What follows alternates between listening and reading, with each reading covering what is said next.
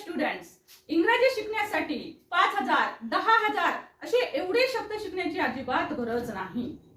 फक्त 50 शब्दांमध्ये मी तुम्हाला आज संपूर्ण इंग्रजी शिकवणार आहे। यस, संपूर्ण इंग्रजी तेही 50च शब्दांमध्ये मी तुम्हाला शिकवणार आहे। आणि या शब्दांच्या मदतीने तुम्ही हजारो वाक्य लिहू शकणार आहात, बनवू शकणार आहात आणि of course and most important तुम्ही ते सगळे वाक्य इंग्रजीत बोलू सुद्धा शकणार आहात। खोटं वाटतंय ना? पण बघा, तुम्हाला सर्वांना हे एक्झाम्पल तर माहिती आहे, आपण लहानपणी 1 ते 10 पर्यंतचे अंक शिकलो। तर 1 ते 10 पर्यंतचे अंक शिकल्यावर आपल्याला 1 ते 100 पर्यंतची उजळणी कसं काय बरं जमली? आपण कशी लिहिली ती? हे तर तुम्हाला सगळ्यांनाच माहिती आहे। 1 ते 10च्या अंकापासून एकावर 1 11, एक इकडे असं गेलं की 11 होतो, 12 होतो, 13 होतो। या पद्धतीने आपण हे समजून घेतलं। तशाच पद्धतीने आज फक्त 50 शब्दांमध्ये मी अशा काही टेक्निक तुम्हाला सांगणार आहे, अशा काही युक्त्या तुम्हाला सांगणार आहे की याच्या मदतीने तुम्ही संपूर्ण इंग्रजी कव्हर करू शकणार आहात। आता काहींना वाटेल, मॅडम मग 50 शब्द सगळं इंग्रजी? हो, परंतु याच्यात जर तुम्हाला आणखी इम्प्रूव्हमेंट करायची असेल तर तुम्ही याच्या पुढचे शब्द सुद्धा ऑफकोर्स पाठ करू शकता। आणि ते शब्द वापरत असताना तुम्हाला आजच्या ह्या 50 शब्दांच्या सहाय्याने मी जे वाक्य बनवून दाखवणार आहे त्याच्याच मदतीने तुम्ही पुढचं इंग्रजी ऑटोमॅटिक तुम्हाला येणार आहे। आपोआप तुम्हाला सगळं जमायला लागणार आहे। आणि हो, काहींना वाटेल 50 शब्द? हो, आणि हे 50 शब्द मी तुम्हाला इथे पीडीएफच्या मदतीने अवेलेबल सुद्धा करून देणार आहे। तुम्हाला जर हे 50 शब्द हवे असतील तसे तर मी ते व्हिडिओ दाखवणारच आहे, परंतु जर कुणाला पीडीएफ हवा असेल तर मला कमेंट बॉक्स मध्ये जरूर पीडीएफ 50 शब्दांचा पीडीएफ असं तुम्ही जरूर लिहून कमेंट करा। आल्या की त्याच्यानंतर तुम्हाला डिस्क्रिप्शन बॉक्स मध्ये हा पीडीएफ अवेलेबल करून दिला जाईल।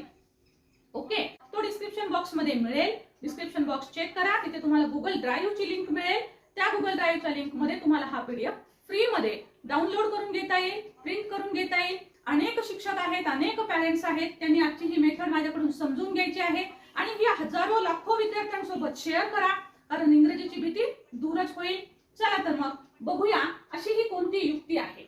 तर बघा, मी तुम्हाला आहोत ती टू बीच्या क्रियापदांपासून। टू बीचे क्रियापद एम आर, वॉज वर क्रियापद आहे, जसं की बघा एम आर आहे, वॉज वर आहे आणि याच मध्ये तुम्हाला डू चे सुद्धा 3 रूप महत्त्वाचे अभ्यासायचे आहे, डू, डज, डिड। आता बघूया ह्याचं नेमकं आपल्याला काय करायचं आहे। आता या सगळ्या लागतं आपल्याला, वाक्य बनवायचे आपल्याला हजारो वाक्य, ते बोलण्यासाठी कामाला येणार आहेत, लिहिण्यासाठी कामाला येणार आहेत आणि याच्या सहाय्याने वाचन तर आपोआपच जमणार आहे। तर मग हे 50 शब्द जे आहेत ना त्याच्यामध्ये हे टू बीचे क्रियापद आहेत, एम, इज आणि आर। आता याच्या मदतीने आपण सुरुवातीला वाक्य बनवायला हवे। आता पहिले तर अर्थ समजून घ्यायचा आहे आपल्याला की आपण टू बीचे क्रियापद कुठे वापरतो। मी आहे असा अर्थ येतो बघा, मी एक शेतकरी आहे, मी आहे, तू आहेस, तू आहेस, तू एक शेतकरी आहेस, तुम्ही शेतकरी आहात। म्हणजे मी आहे, तू आहे, हे शब्द सब्जेक्ट मध्ये मी, तू हे वेगवेगळे येऊ शकतात आणि शेवटी येईल आहे। तर त्यावेळेस आपल्याला एम आर वापरावं लागतो। आता हे जे शब्द आहेत ना सुरुवातीला, I, you, we, they, he, she, it, Ram, हे जे शब्द आहेत हे 8 शब्द आहेत। हे 8 शब्द मोस्ट इम्पॉर्टंट आहेत। हा भागच आहे आपल्या ह्या 50 शब्दांपैकी हे 8 शब्द आहेत। ओके, सो त्याच्यानंतर आणखी एक प्रकारचं वाक्य बघा। आता आपण कोण आहोत हे सांगण्यासाठी आपण हे वेगवेगळे शब्द जे आहेत ते आपण वापरत असतो। सो याच्या ऐवजी तुम्ही कोण आहात हे तुम्ही रिप्लेस करू शकता। मी 50 शब्द देणार आहे, त्यातले शब्द तुम्ही घेऊ शकता। कोणते कुठे घ्यायचे मी लिहून देईल तुम्हाला, पीडीएफ मध्ये सुद्धा डिटेल मध्ये सगळं दिलेलं असेल। सो आता सपोज मला शेतकऱ्याच्या ऐवजी म्हणायचं आहे की मी एक डॉक्टर आहे, सो मला म्हणावं लागेल I am a doctor. Just farmer शब्द रिप्लेस करा आणि तुमचं नवीन वाक्य तयार होईल। म्हणजे तुम्ही कोण कोण आहात, फार्मर आहात, टीचर आहात, कुक आहात, हाऊसवाईफ आहात, तुम्ही टीचर आहात, स्टुडंट आहात, बॉय आहात, गर्ल आहात, व्हॉटएव्हर तुम्ही जे कोणी आहात ते तुम्ही इथे लिहू शकता आणि याच्या मदतीने खूप सारे वाक्य तयार होऊ शकतात। आता याच्यामध्ये काय गंमत असते माहिती का, काही शब्द एकवचनी असतात तर काही शब्द अनेकवचनी असतात। तर हे जे अनेकवचनी शब्द आहेत त्या ठिकाणी तुम्हाला येणारं जे नाउन आहे ते सुद्धा अनेकवचनीच लिहावं लागतं। जसं की बघा, ह्या यूच्या पुढे फार्मर लिहिताना मी यस लावलेला आहे, इथे पण, कारण यू, वी, दे हे अनेकवचनी शब्द आहेत। जसं हे बाकीचे सगळे एकवचनी आहेत म्हणून आपण ही इज अ फार्मर लिहिलेला आहे, फक्त फार्मर एस लावलेला नाहीये। एवढ्या गोष्टी क्लिअर कराव्यात, लहान मुलांना सुद्धा नीट समजावून सांगाव्यात, जे बिगिनर्स आहेत त्यांना पण। इंग्लिश मध्ये बोलण्यासाठीची प्रॅक्टिस करत असताना तुम्हाला अशा पद्धतीने प्रॅक्टिस करायची आहे बघा। I am a farmer, you are farmer, you are a farmer, we are farmer, they are farmer, he is a farmer, she is a farmer, it is a farmer. हे सर्व जे वाक्य आहेत ते म्हणायचे आहेत। राम इज अ फार्मर, म्हणजे तुम्ही कोणतंही नाउन रिप्लेस करू शकता. Sita is a farmer, Mahesh is a farmer, अशा पद्धतीनं कितीही नाउन्स रिप्लेस करू शकता. प्रॅक्टिस करत असताना मी या पद्धतीनं म्हणून दाखवलं, तशी प्रॅक्टिस केली की तुमचं इंग्रजी बोलणं सुद्धा ऑटोमॅटिक पक्क होईल. आता कोण आहेच्या नंतर आपण कुठे आहोत हे सांगण्यासाठी सुद्धा आपण ॲमेझॉनचा वापर करत असतो. जशा प्रकारे बघा मी लिहिलेलं आहे की I am in the room, मी रूम मध्ये आहे. आता हेच वाक्य तुम्ही अशा पद्धतीने म्हणू शकता, बोलण्याची पण प्रॅक्टिस होईल, लिहिण्याची होईल आणि वाचण्याची होईल. सो कसं म्हणाल, I am in the room, you are in the room, you are in the room. आता इथे मात्र रूम एकच येणार आहे, ओके, कारण तुम्ही रूम मध्ये आहात, एकाच रूम मध्ये आहात. So we are in the room, they are in the room, he is in the room, she is in the room, it is in the room, Ram is in the room, I am in the room. So अशा पद्धतीने तुम्ही कितीही noun replace केले तरी सुद्धा तुम्ही कोठे आहात. आता इन द रूमच्या ऐवजी तुम्ही खूप सारे शब्द रिप्लेस करू शकता. रूम म्हणा, हॉस्पिटल म्हणा, ऑफिस म्हणा, टेम्पल म्हणा, मार्केट म्हणा, गार्डन म्हणा. हे सगळे जे शब्द मी तोंडी सांगते आहे ते सगळे आपल्या पीडीएफ मध्ये असणार आहेत, कारण याच्या ऐवजी हे सगळे रिप्लेस तुम्ही करू शकताय. आणि हे तुम्ही करा, तेवढे शब्द रिप्लेस करून तुम्ही वाक्य जर बनवले तर तुमचं इंग्रजी जे आहे ते बल्ले बल्लेच होऊन जाणार आहे. सो 50 शब्दात तुम्ही अख्खं इंग्रजी तुम्ही शिकणार आहात, आणि म्हणून मी याला इंग्रजीचा आत्मा म्हणते. कारण या 50 शब्दात हे बेसिक एकदा पक्क झालं की येणारे नवीन शब्द तुम्ही आपोआप ह्या शब्दांच्या ठिकाणी टाकू शकता. आणि सपोज तुम्ही आता एखादा फार्मर आहे, हे याच्या ऐवजी तुम्ही एखादा नवीन शब्द शिकलात समजा तुम्ही, तर तो नवीन शब्द तुम्ही इथे टाकू शकता. ओके, सो इथे तुम्हाला सपोज इंजिनियर आहे, तर आता इंजिनियर नवीन कळाला तुम्हाला शब्द, तर तुम्ही इथे म्हणू शकता की I am an engineer. So इथे इंजिनियर शब्द तुम्ही घेऊ शकता. तुम्ही जो कोणता नवीन शब्द ऐकाल तो तुम्ही इथे ऍड करू शकता. सो अशा पद्धतीने तुमचं इंग्रजी जे आहे तर ते पक्क व्हायला मदत होईल. आता हेच वाक्य आपल्याला बऱ्याच वेळेस नकारार्थी पण बोलायचं काम पडतं. जसं की सपोज मी शेतकरी नाही, तू शेतकरी नाहीस, तुम्ही शेतकरी नाहीत, मग काय करायचं. तर हे जे आपण एम इज आर घेतलेले आहे याच्या नंतर फक्त आपल्याला नॉट ऍड करायचं आहे.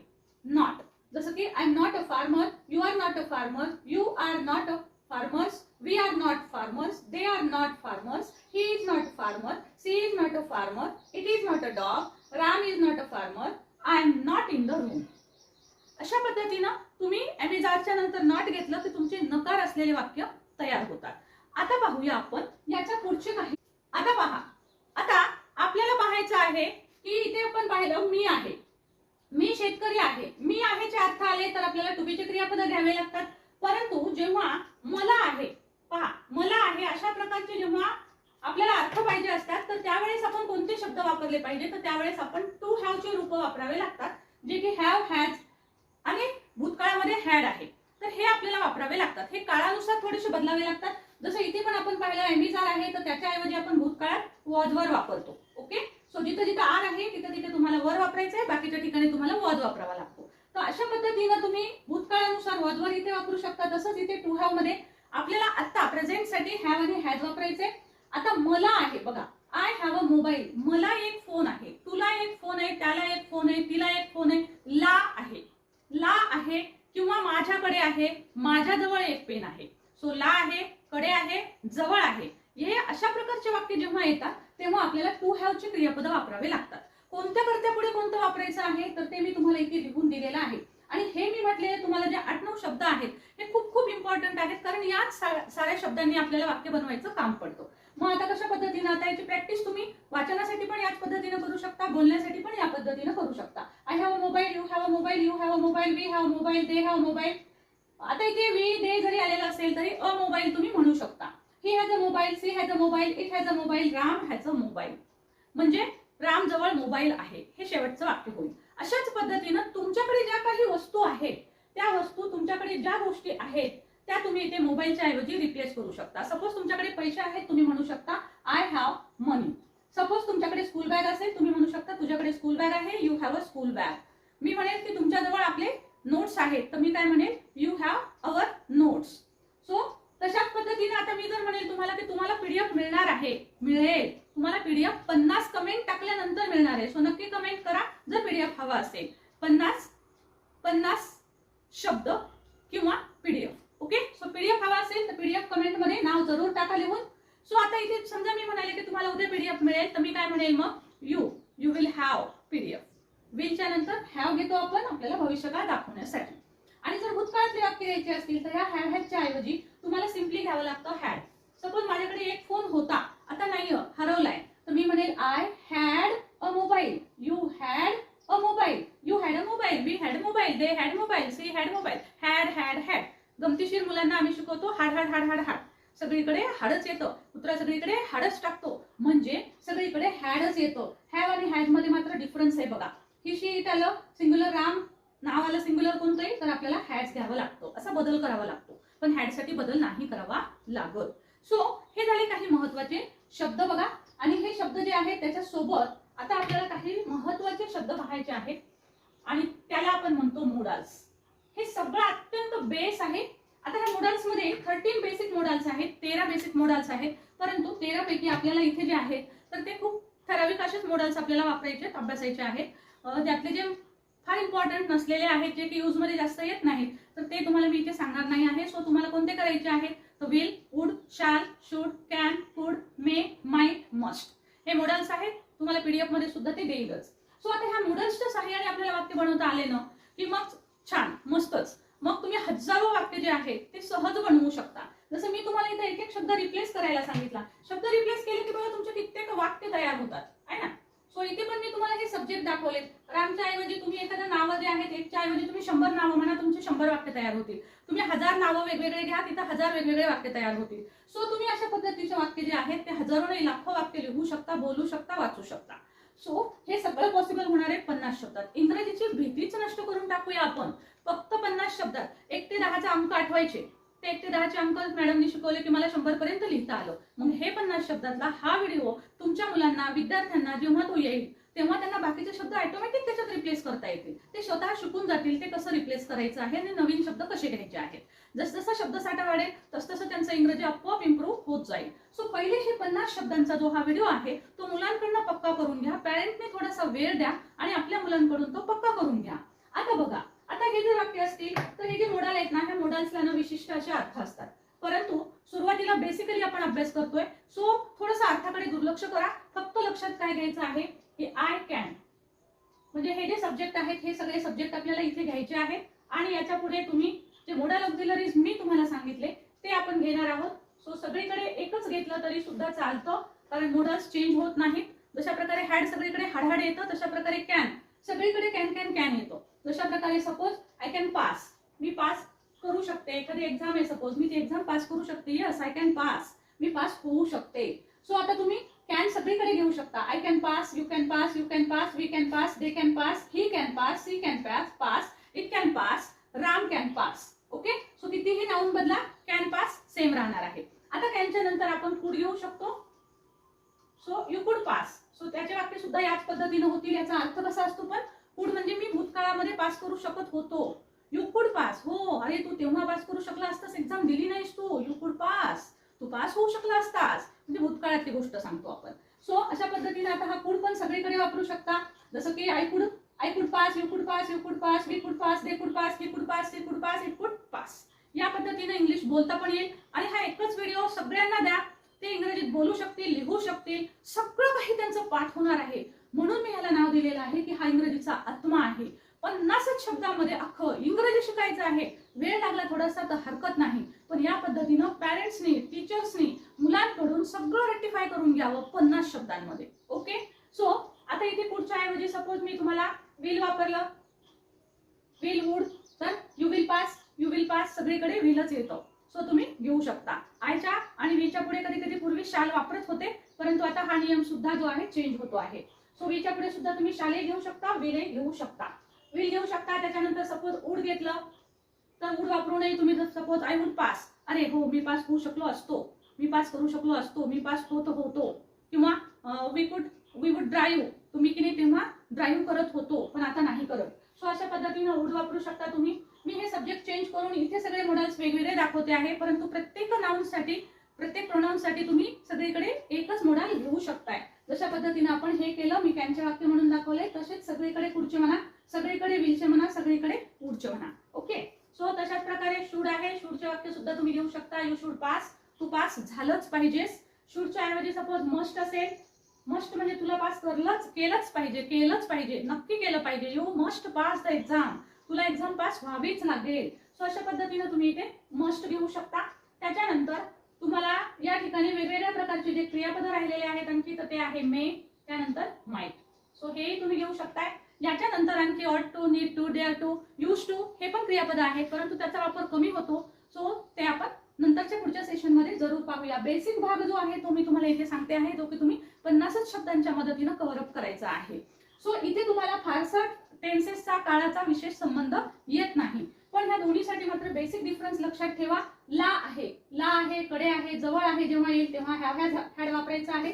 आणि आहे, मी आहे, तू आहे, तो आहे, मी आहे, असा जेव्हा अर्थ येईल तेव्हा आपल्याला टू बीचे क्रियापद वापरायचे. एवढा बेसिक डिफरन्स लक्षात घेऊन प्रत्येक सब्जेक्टच्या समोर कोणतं क्रियापद येतं हे जर फक्त पाठ करून घेतलं मुलांकडनं तर 50 शब्दामध्येच अख्खं इंग्रजी 1000% नाही 2000% सगळ्यांना जमणार आहे. ओके. सो पुढे आपल्याला वेगवेगळ्या प्रकारचे वाक्य करावे लागतात ना, तर आपलं कामाचं स्वरूप कसं आहे त्याच्यावर आपल्याला हे वाक्य बनवावे लागतात. जसं की बघा, आपलं कामाचं स्वरूप ना साधारणतः अशा 4 प्रकारचं असतं.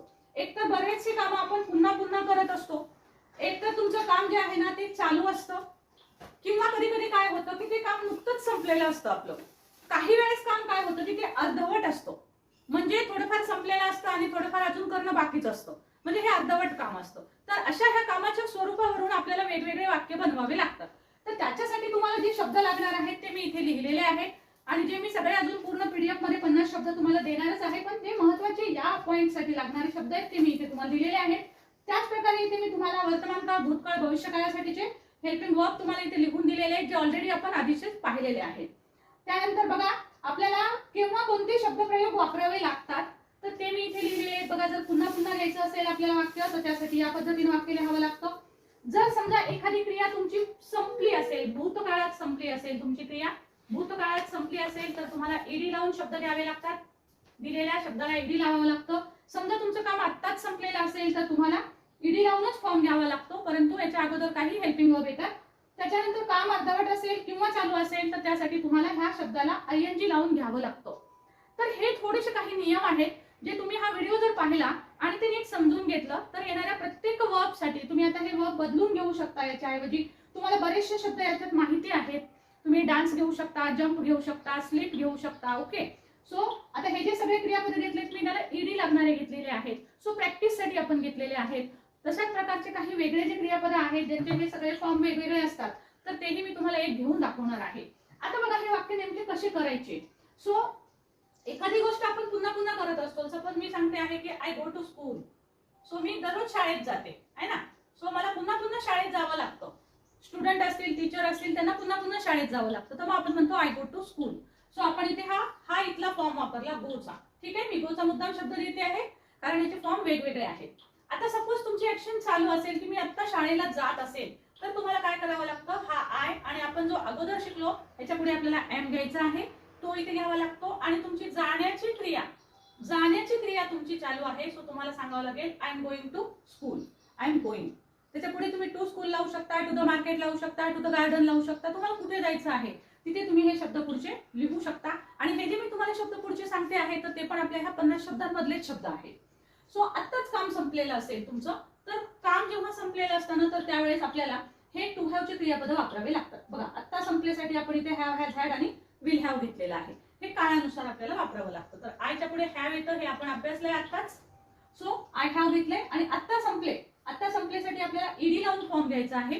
पण गो हा ईडी लावून फॉर्म होत नाही, तर आपल्याला इथे गोचा जो हा फॉर्म असतो आत्ता संपलेचा तर तो येतो इथे वेंट. आता तुम्ही म्हणाल हेच का घ्यायचं, तर हे काही शब्द मात्र तुम्हाला अभ्यास जसं तुमचा वाढेल तसं तुम्हाला हे पाठ करावे लागणार आहे, कारण हा फॉर्म इरेग्युलर आहे. हे जे ईडी लावून काय दाखवले मी, कारण अशीच 90% क्रियापद आहेत, त्यामुळे 90% हे जे सगळे वर्ब आहेत तर ते ईडी लावून तुम्ही करू शकता बिनधास्तपणे. सो हे सगळे तुम्हाला ईडी लावून करायचे. Work, called, help, checked, cooked, past, failed. ED लावा आणि आरामात वाक्य बनवा. ओके. सो हे झालं अशा पद्धतीचं वाक्य. आता सपोज तुमचं काम जर आहे अर्धवट असेल तर अर्धवट कामासाठी ना आपल्याला हॅव पण घ्यावा लागतो आणि याच्यासोबत बीन हा शब्द घ्यावा लागतो. बघा, आता इंग्रजी काही इतकं सोपं असेल का, फॉरेन लँग्वेज आहे, दुसरी भाषा आहे परकीय आपल्यासाठी. सो त्यासाठी काही गोष्टी तुम्हाला हळूहळू शिकावं लागेल. पण या व्हिडिओत सांगितलेल्या एवढ्याच गोष्टी पाठ करा, एवढ्याच गोष्टी लिहा आणि याचीच भरपूर प्रॅक्टिस करा. तुम्हाला कोणतंच इंग्रजीचा दुसरा अभ्यास करावा लागणार नाही. इंग्रजीचे वाक्य तुम्ही हजारो बनवू शकाल. सो आय हॅव बीन तुम्हाला काय लिहावं लागेल पुढे, गोईंग. कारण मी काय सांगितलं, अर्धवट वाक्य चालू वाक्य असेल तर त्याला आयएनजी लावून घ्यायचंय. सो गो शब्दाला मी आयएनजी लावून घेतलं. So I have been going म्हणजे मी शाळेला जात आलेली होते, म्हणजे माझं शाळेला जाणं चालू होतं. मी थोड्या अंतरावर गेलेली असेल आणि अजून थोडं अंतर माझं कापायचं बाकी असेल. सो अशा पद्धतीनं तुम्ही कोणत्याही प्रकारचे वाक्य जे आहे ते घेऊ शकता. सपोज मी आता सब्जेक्ट चेंज करून घेते, इथे यू सब्जेक्ट घेऊन दाखवते तुम्हाला, आणि सपोज आपण इथे हेल्प घेतलेला आहे. सो आता वारंवार क्रिया होत असेल तर तुमचं वाक्य येईल यू हेल्प. ओके, तू मदत करते. पण सपोज मदत करण्याचं काम तुमचं चालू असेल तर तुम्ही म्हणाल यू आर हेल्पिंग. तू मदत करत आहेस, तुझी मदत करण्याची ऍक्शन चालू आहे. पण समजा तुमची ऍक्शन संपलेली आहे तर तुम्ही म्हणाल यू हॅव हेल्प. आता ऍक्शन संपली आहे, आता संपलेली आहे, तर ह्याला ईडी लावायचं आहे. सो हा शब्द आहे हेल्प, याला मी ईडी लावते. So you have help. ह्या बेसिक गोष्टी फक्त शिकून घ्या की आपलं काम पुन्हा पुन्हा करतोय आपण, का आपलं काम चालू आहे, का आपलं काम आता संपलेलं सांगायचंय आपल्याला. म्हणजे हे जर तुम्ही समजून घेतलं ना की नेमकं तुमच्या कामाची अवस्था कशी आहे, त्याचा टाइम कोणता आहे, तर मात्र तुम्ही सहजगत्या हे वाक्य आरामात करू शकता. याला जर तुम्ही टेन्स म्हटलं तर भीती वाटते, आणि मुलं टेन्स म्हटलं की ग्रामर आलं, आणि ग्रामर म्हटलं की डोकेदुखी, आणि मग सगळा अभ्यासच बंद करतात. सो हे टेन्सच आहे, परंतु या पद्धतीनं शिका की तुमचं काम चालू आहे, संपलंय का अर्धवट आहे. या पद्धतीनं शिका, हे टेन्सच आहे. पण कोणी विचारणार नाही की प्रेझेंट, पास्ट, कंटिन्युअस, परफेक्ट कोणतं आहे, कोणी विचारणार नाही आहे. तुम्हाला फक्त हे समजलं पाहिजे, कन्सेप्ट क्लिअर झाला पाहिजे की काम आता संपलेलं आहे का खूप वेळ झालाय संपून. सपोज तुमचं काम संपून खूप वेळ झाला तर तुम्हाला भूतकाळ करावा लागतो. ओके, सो एवढं एक लक्षात ठेवा.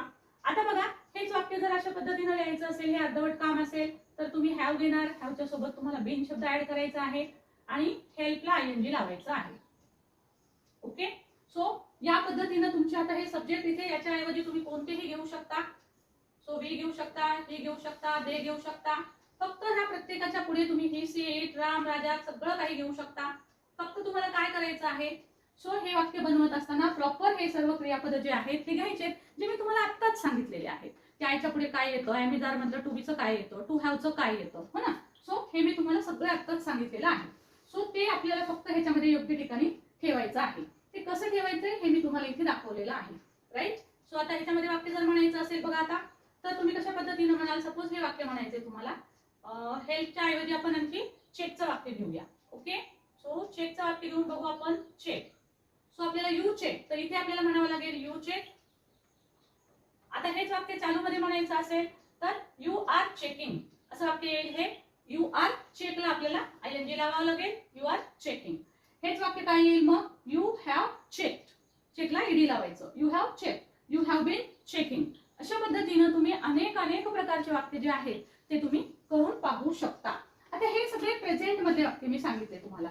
तशाच प्रकारे हे जर वापरले तुम्ही, वॉज, वर आणि हॅड वापरलं तर तुमचे पास्टचे वाक्य तयार होतील. म्हणजे तुम्हाला एखादी गोष्ट भूतकाळात मी भूतकाळात एखादी गोष्ट केली असं सांगायचं असेल, आय वेंट टू स्कूल, मी शाळेला गेले.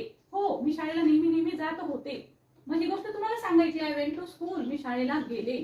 समजा तुमचं काम शाळेला जाण्याचं काल यावेळेस चालू होतं, तर तुम्ही सांगाल I was going to school. तुम्हाला कोणी विचारले तू काय करत होती काल, तर तुम्ही काय सांगाल, I was going to school, मी काल यावेळेला शाळेत जात होते. I was going to market, मी काल यावेळेस मार्केटला जात होते. सो भूतकाळाला तो फक्त ॲमच्या ऐवजी आपण सिम्पली वॉज वर घेतो आहोत. सो इथे आपल्याला एमिजारच्या ऐवजी वॉज वर घ्यायचं आहे. इथे आपल्याला हॅव हॅडच्या ऐवजी आपल्याला इथे हॅड घ्यायचं आहे. पास्ट मध्ये हॅड येतं. सो हे मी सगळे काळानुसार इथे लिहून दिलेले आहेत. फॉर एक्झाम्पल मी साधे सोपे तुम्हाला सांगितलेले आहेत. टेन्सचे भरपूर सारे व्हिडिओज आपल्याकडे अवेलेबल आहेत. आपल्या चॅनलवर सुद्धा एकत्रित व्हिडिओ, एक असा व्हिडिओ आहे की ज्याच्यामध्ये तुम्ही इंग्लिशचे बादशाह बना, तर असा जो व्हिडिओ आहे तर तो तुम्ही जर पाहिलात, मी तुम्हाला डिस्क्रिप्शन बॉक्समध्ये सुद्धा लिंक देईन टेन्सच्या, सो दॅट की तुम्ही सर्व हा जो भाग आहे तो टेन्सच्या स्वरूपामध्ये सुद्धा तुम्ही डिटेलमध्ये अभ्यास करू शकता. बघा, या पद्धतीनं 50च शब्दामध्ये तुम्ही तुमचं इंग्रजी पक्क करून घेऊ शकता. जो बेस आहे, जो बिगिनर्ससाठी आवश्यक आहे, त्या सगळ्या इंग्रजीचा आत्मा असणाऱ्या ह्या गोष्टी आहेत. ह्या जर केल्या तर तुम्हाला कोणीच अडवू शकत नाही इंग्रजी शिकण्यासाठी. सो 1, 2, 3 सारखं आहे. 1 ते 10 पाठ केलं की 1 ते 100 सहज येईल. तसंच 50च्या साह्यानं हा जो व्हिडिओ मी सांगितलाय तो याच पद्धतीनं मुलांकडनं करून घ्या. शिक्षकांना विनंती आहे, पॅरेंट्सला विनंती आहे की त्यांनी याच पद्धतीनं मुलांकडनं हे पुन्हा करून घ्यावं. म्हणजे एवढं जरी त्यांचं झालं तर ऑटोमॅटिक ते रिप्लेसमेंट करत राहतील आणि त्यांचं इंग्रजी पक्क होईल. भीती वाटणार नाही की बापरे किती शब्द पाठ करावेत, कसे करावेत वगैरे वगैरे. सो तुम्हाला जर पीडीएफ हवा असेल 50 शब्दांचा, त्याच्यामध्ये मी काही वाक्य पण तुम्हाला देईल, जेणेकरून तुम्हाला हे सगळं काही अजून अभ्यासता येईल. क्लिअर. सो तुम्हाला हवा असेल पीडीएफ तर जरूर कमेंटमध्ये मला पीडीएफ म्हणून कमेंट करा. व्हिडिओ कसा वाटला जरूर सांगा. आत्ताच आपण एक व्हिडिओ केलेला आहे इंग्रजीचा आत्मा 24/7, 24x7. तर हा व्हिडिओ सध्या खूप व्हायरल होतो आहे, तोही व्हिडिओ पहा आणि हाही व्हिडिओ पहा आणि इंग्रजीचा आत्मा नावाचा 51/7 हा पण व्हिडिओ पाहायला विसरू नका. ह्या सगळ्या व्हिडिओ मधनं सगळं काही बेसिक पक्क होणार आहे तुमचं आणि मग तुम्हाला इंग्रजीसाठी कुठेच जावं लागणार नाही. आणि हो, हा सर्व व्हिडिओ तुम्हाला हेल्पफुल वाटला का? वाटला असेल तर वाटल्यास लाईक करू नका, परंतु शेअर करा सो दॅट की 50 शब्दात सगळ्यांना इंग्रजी शिकू देत. सो लाईक करा, हाईप करायला विसरू नका आणि शेअर करायला तर बिलकुल विसरू नका. सो प्रत्येकाने शेअर करा, खारीचा वाटा उचला, तुम्ही सुद्धा एकमेकांना मदत कराल 50 शब्दात इंग्रजी शिकण्यासाठी. नवीन असाल तर चॅनल सबस्क्राईब करून घ्या, येणाऱ्या नवीन गोष्टी तुम्हाला शिकता येतील. Thank you so much for watching.